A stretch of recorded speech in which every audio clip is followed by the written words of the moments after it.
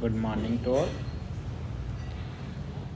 आज की इस ऑनलाइन क्लासेस में हम बात करेंगे माध्य विचलन के बारे में, यानी मीन डिविएशन के बारे में। मीन डिविएशन जो कि हम पहले से पढ़ते आ रहे हैं। आज हम इसमें कंटिन्यू सीरीज के क्वेश्चन देखेंगे, अखंडित श्रेणी वाले। ठीक है, इसमें मैंने आपको एक क्वेश्चन दिया है, निम्न समंकों से माध्य का प्रयोग करते हुए माध्य विचलन गुणांक ज्ञात कीजिए। ठीक है, क्या पूछा है इसने? माध्य विचलन गुणांक पूछा है। और किसका प्रयोग करना है आपको? माध्य का। ठीक है, आपको वर्ग दे रखा है और f की वैल्यू दे रखी है, यानी कि क्वेश्चन कौन सा हो गया? अखंडित यानी कंटिन्यू सीरीज का क्वेश्चन हो गया।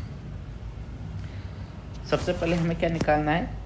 माध्य विचलन गुणांक निकालना है। ठीक है, अब गुणांक कब निकालेंगे? पहले माध्य विचलन निकालना पड़ेगा, जिसका फॉर्मूला होता है माध्य विचलन। यदि आपको x बार से निकालना है और कंटिन्यू सीरीज का क्वेश्चन है तो क्या आएगा? Sigma fxa minus sigma fxb minus na minus nb x bar upon n, यही आएगा। पर हमें गुणांक निकालना है। ठीक है, तो गुणांक का फॉर्मूला क्या होता है?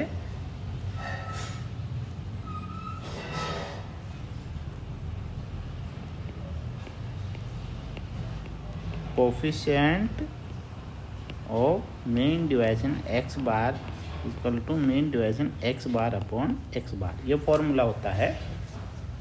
तो सबसे पहले हमें देख लेते हैं कि हमें निकालना है माध्य विचलन, मीन डिविएशन, जिसका फॉर्मूला भी मैंने आपको ऊपर लिखवाया।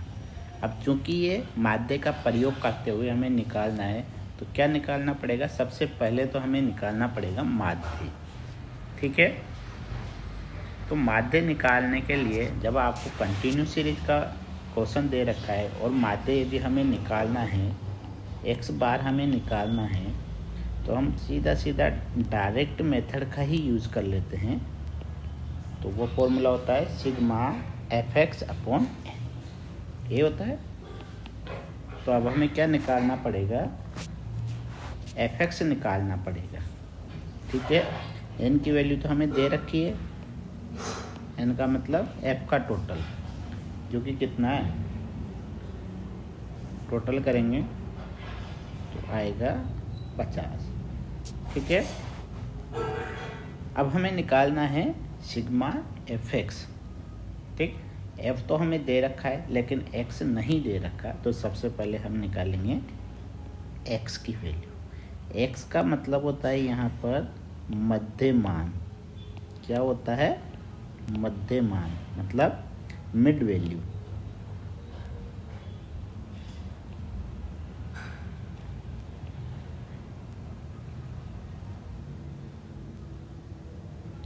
ठीक है, उसके बाद हम निकालेंगे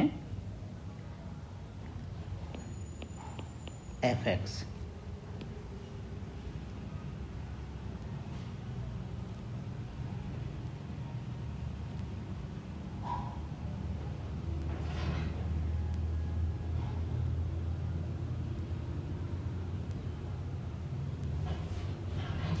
ठीक, दो कॉलम बनाने। सबसे पहले x का कॉलम बनाना है, और यहाँ पर x का मतलब होता है मध्यमान, मतलब मिड वैल्यू। किसकी मिड वैल्यू? ये जो हमें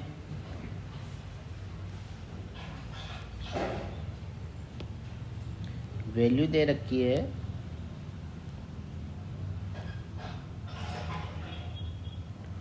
वर्ग जो दे रखा है हमें, जैसे 0 से 3, 3 से 6, 6 से 9, 9 से 12, 12 से 15, 15 से 18, 18 से 21, ये जो वैल्यू दे रखी है, वर्ग दे रखा है, तो प्रत्येक वर्ग के बीच की वैल्यू हमें निकालनी पड़ेगी।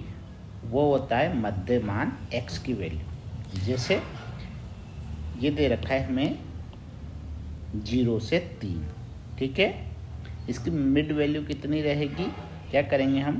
पहले पद यानी 0 और दूसरे पद 3, 0 और 3 को जोड़ेंगे और 2 का भाग लगा देंगे। कहने का मतलब मिड वैल्यू का मतलब ये इनका एवरेज निकालना। तो 0 और 3 का एवरेज निकालेंगे तो कैसे निकालेंगे, 0 और 3 को जोड़ के 2 का भाग दे देंगे। तो कितनी आएगी मिड वैल्यू, 0 और 3 कितना होता है, 3 ही होता है। 3 में 2 का भाग देंगे तो कितना आएगा, 1.5। ठीक है। अब ऐसे ही 3 और 6 की मिड वैल्यू कितनी रहेगी, 3 और 6 को जोड़ेंगे और 2 का भाग लगा देंगे। 3 और 6 कितने होते हैं, 9, और 2 में 2 का भाग लगाया तो कितना आ गया, 4.5, ये आएगा। और उसके बाद 6 और 9 के बीच की वैल्यू, मिड वैल्यू क्या रहेगी, 6 और 9 15 होते हैं, 15 में 2 का भाग दिया तो 7.5। यानी अगर आप एक को अगर ना निकालो तो सीधा सीधा ये है कि पहले की मिड वैल्यू निकाल लो। जैसे हमने 0 और 3 की मिड वैल्यू निकाली थी जो 1.5 है। फिर ये देख लो कि इनमें सभी में जो वर्ग अंतराल है वो समान है ना, सभी में देखो 3 का वर्ग अंतराल है, 0 से 3, 3 से 6, 6 से 9, 9 से 12, 12 से 15, 15 से 18 और 18 से 21। रेगुलर जो है अंतराल कितने का है, 3 का वर्ग अंतराल है। क्लियर है। तो हम क्या करेंगे, पहले की हमने निकाली मिड वैल्यू जो कि 1.5 आया। अब देखो हमने दूसरे की निकाली तो 4.5 आया। अंतर कितना है, 1.5 में 3 जोड़ा तो 4.5 हो गया, 4.5 में 3 जोड़ा तो 7.5 हो गया। मतलब क्या है, आई की वैल्यू जोड़ते जा रहे हैं। तो बार बार सबका निकालने की ज़रूरत नहीं है। एवरेज हम क्या करेंगे, पहला निकाल देंगे और फिर सब में आई की वैल्यू जोड़ते जाएंगे। जैसे 1.5, इसमें आई की वैल्यू जो कि कितनी है, सभी में 3 की। आई का मतलब वर्ग अंतराल कितने का है, 3 का है। तो 3 जोड़ के जाएंगे, 1.5 में 3 जोड़े तो 4.5, 4.5 में 3 जोड़े तो 7.5, 7.5 में 3 जोड़ेंगे तो 10.5 आएगा, 10.5 में 3 जोड़ेंगे तो 13.5 आएगा, और 13.5 में 3 जोड़ेंगे तो 16.5 आएगा, और 16.5 में 3 जोड़ेंगे तो 19.5 आएगा। ये आएगा। बोले इसे निकाल के देख लेना, लास्ट वाले का एवरेज निकाल के देख लेना। 18 और 21 का जब आप औसत निकालोगे तो कितना आएगा, 19.5। तो ये आ गई हमारे x की वैल्यू। क्या आ गई है, x की वैल्यू। ठीक है, मध्य मान को x की वैल्यू बोला जाता है। अब हमारे पास x की वैल्यू हमने निकाल ली, f की वैल्यू हमें दे रखी थी। हमें क्या निकालना है, fx निकालना है। तो मल्टीप्लाई करते जाएंगे तो fx आ जाएगा। जैसे 2 को 1.5 से मल्टीप्लाई किया तो कितना आ गया, 3, 7 × 4.5 तो कितना आ गया, 31.5। 10 × 7.5 तो आता है 75। 12 × 10.5 तो आता है 126। 9 × 13.5 तो आता है 121.5। 6 × 16.5 तो आता है 99। 4 × 19.5 तो आएगा 78। ठीक है, ये हमारे पास आ गई fx, और इसका टोटल कर देंगे तो हो जाएगा सिग्मा fx, जो कितना हो रहा है देखो, इसको टोटल करेंगे तो हो जाता है 534। ठीक है, fx का टोटल सिग्मा fx कहलाएगा, जो कि 534 आ गए। टोटल करने के बाद अब हमारे पास सिग्मा fx की वैल्यू आ चुकी है। हमारे पास n की वैल्यू 50 जो दे रखी है। तो अब हम क्या करेंगे, x बार निकाल लेंगे। ठीक है, कितनी है, 534 अपॉन n की वैल्यू कितनी थी, देखो n बराबर 50।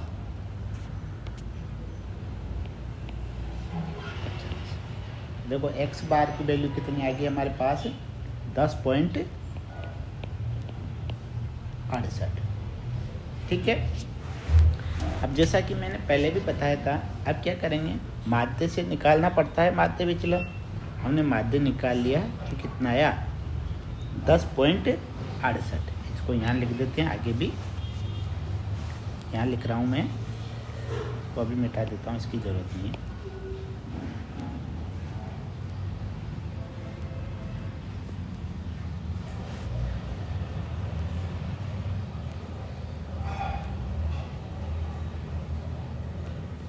एक्स बार बराबर 10.68। ठीक है, ये आ गया था। अब क्या करेंगे, इस एक्स बार को हम किस में देखेंगे, एक्स में देखेंगे। मैंने ये पहले भी बोला था आपसे कि जो एक्स बार के हम वैल्यू निकालेंगे उसको एक्स में देखेंगे और एक्स को दो भागों में डिवाइड कर देंगे, एक एक्स बार से बड़ी वाली वैल्यू और एक एक्स बार से छोटी वाली वैल्यू। देखो 1.5,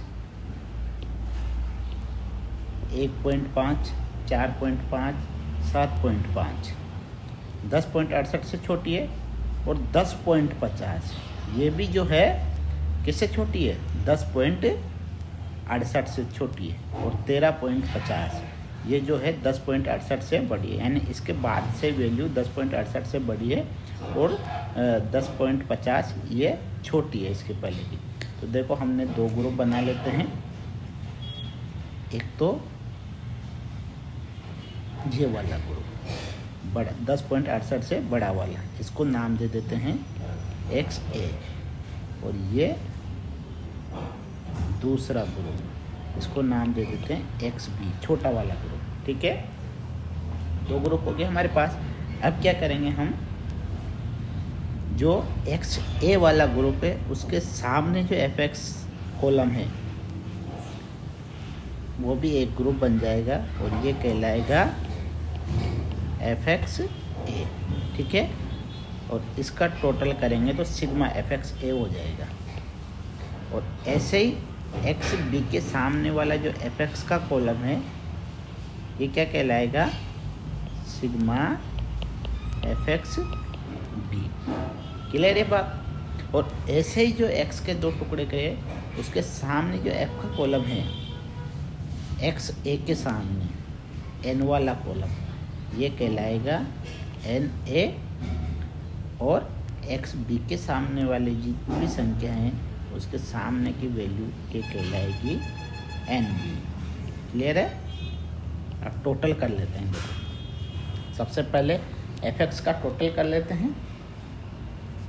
FX का देखो टोटल करेंगे तो वैल्यू आ रही है 121.5 प्लस 99 प्लस 78, ये हो जाता है 298.5, और दूसरी 3 प्लस 31.5 प्लस 75 प्लस 126, तो ये हो जाता है 235.5। अगर आप इन दोनों को जोड़ोगे तो वैल्यू कितनी आ जाएगी, 534 आ जाएगी।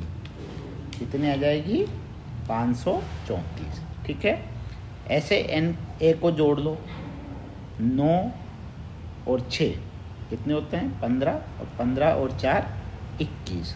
NA की वैल्यू कितनी आ जाएगी, 21।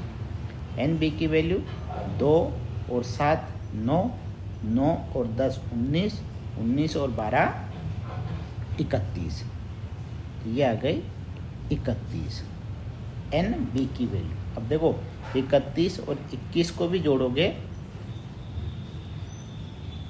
तो कितनी आ जाएगी, इसके टोटल में हो सकता है थोड़ी सी, यहाँ थोड़ी NA में गलती हो गई थी थोड़ी सी, जो 9 6 और 4 21 नहीं होते, ये 19 होते हैं।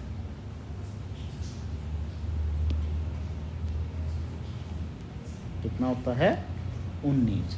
ठीक है, देखो तो 19 और 31 हो गए, N बराबर 50। अब अब आ जाओ फॉर्मूले में, हमें सारी चीज़ें मिल चुकी है। Sigma F X A, sigma F X B, N A, N B और एक्स बार एन। तो फॉर्मूले में लिख देते हैं बराबर सिग्मा एफ एक्स ए की वैल्यू देखो कितनी आ रही थी 298.5, तो ये लिख दिया हमने 298.5 माइनस एन बी की 235.5 माइनस एन ए की जो वैल्यू है हमारे पास आ रही थी 19 माइनस एन बी की वैल्यू 31 और एक्स बार की वैल्यू जो हमने निकाली थी 10.68 अपॉन एन की वैल्यू 50, तो बराबर 298.5 माइनस 235.5, तो ये बच जाते हैं 63 माइनस 19 में से 31 गए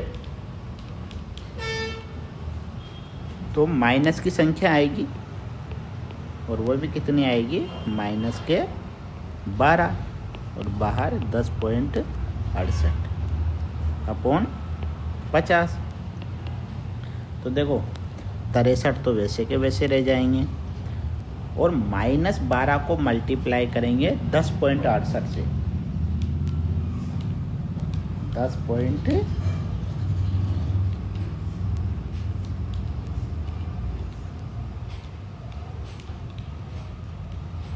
तो आता है 128, ठीक है। वो भी किसके आएंगे माइनस के आएंगे और चूंकि ब्रैकेट के बाहर भी माइनस है तो दोनों माइनस और माइनस मल्टीप्लाई होके हो जाएंगे प्लस, और 12 को 10.68 से मल्टीप्लाई करेंगे तो हो जाते हैं 128.16 अपॉन 50, तो बराबर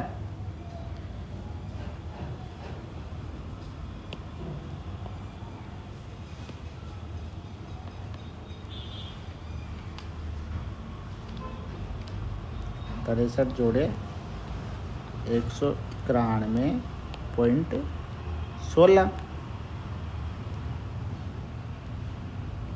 अपॉन 50,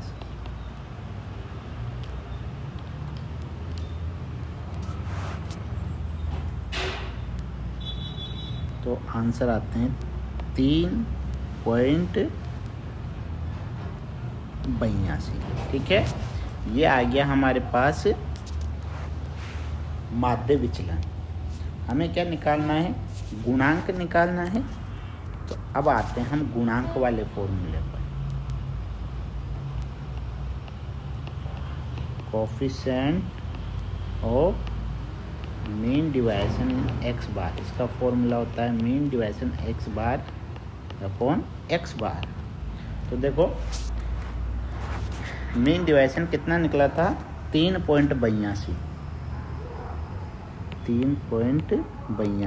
अपॉन एक्स बार की जो हमने वैल्यू निकाली थी 10.68,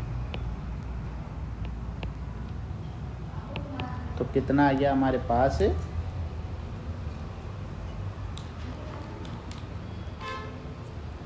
0.3579 या फिर यूँ लिख सकते हैं 0.36, ठीक है। ये आ गया हमारे पास कोफिशिएंट ऑफ मीन डिवाइडेशन, जो कि हमें क्वेश्चन में भी यही पूछा गया था। तो ये हो गया हमारे पास कंटिन्यूस सीरीज का क्वेश्चन, ठीक है।